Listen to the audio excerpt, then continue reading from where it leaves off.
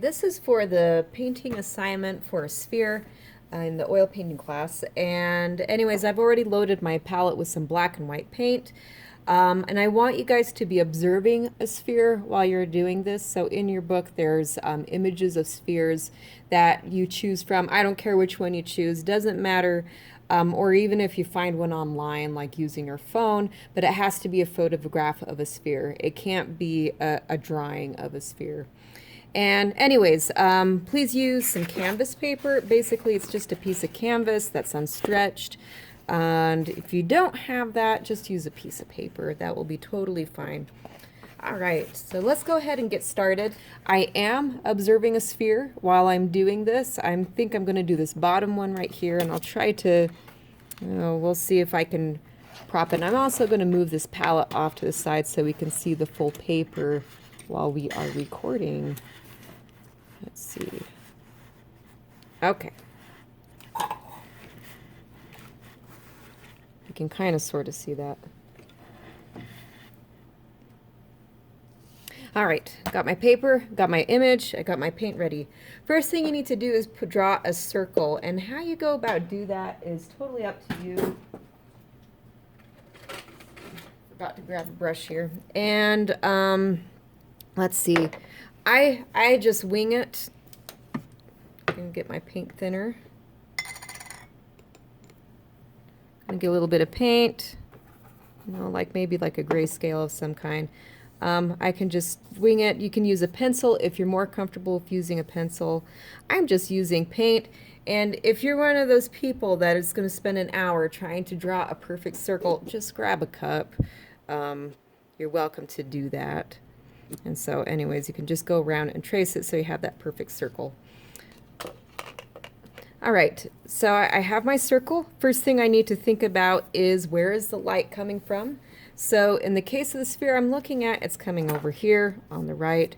I'm imagining how the light is coming down, is hitting the very edges of the sphere, and I can also place a shadow. So the shadow of this sphere is pretty, easy to copy. The one above it is a little bit more difficult. But anyways, let's just go ahead and place that in. I have a horizontal line. And I'm imagining how the shadow's coming down right over here. Okay. Now I need to start placing those parts of light and shadow that we have been talking about. So I'm going to start off with my terminator, which is perpendicular from the light source over here. There's my terminator. And I can come in. So I put quite a bit of paint thinner in my paint right now, so it's very liquidy, very light. It allows me to, make mistakes, move the paint around as needed. Okay, so here's my light side, here's my shadow side. Okay, let's go ahead and also place in the table here. So I kind of got this horizontal line coming down. And I can start now starting to place a little bit more heavily into my paint. So I have my core shadow, which is right over here, right next to the terminator.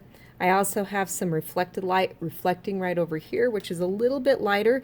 It's slightly darker than your halftone. So remember, my halftone is right here, right where the light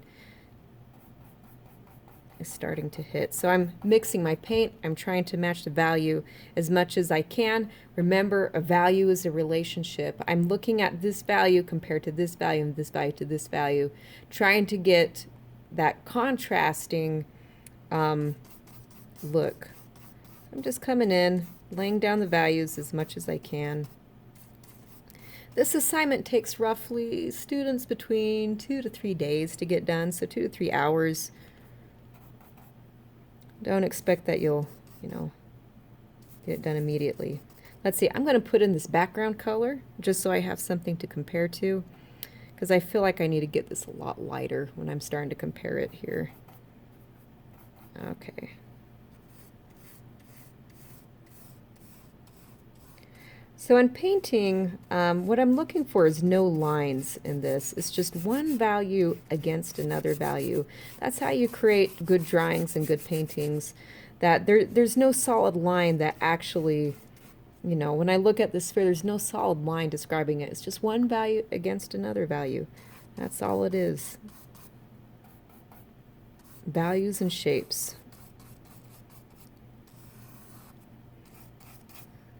Let's see, I'm gonna start to thicken up this paint just a wee bit. Mr. B, please come to the office. Awesome. Mr. B, please come to the office. Can't prevent what happens on the intercom. Okay. Got that. Let me put down the value of the table. Adding a bit more white. Getting in that lighter gray.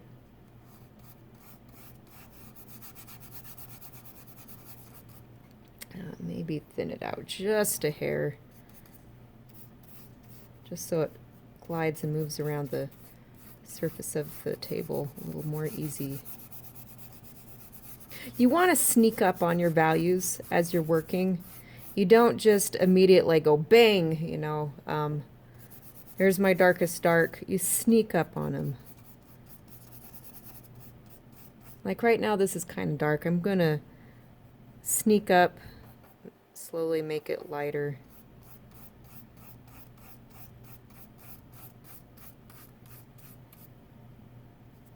Okay. I'm going to start adding into my halftones here. Remember to squint your eyes as you're working. If you're especially trying to analyze where the values are in the shapes as you're going, it really helps to squint. Blur the image, in other words. Okay, here's my lighted side of the sphere.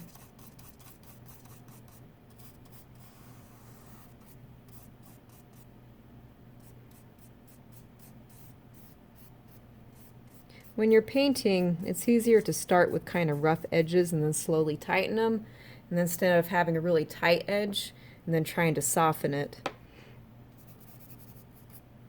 Okay. Here's my shadow.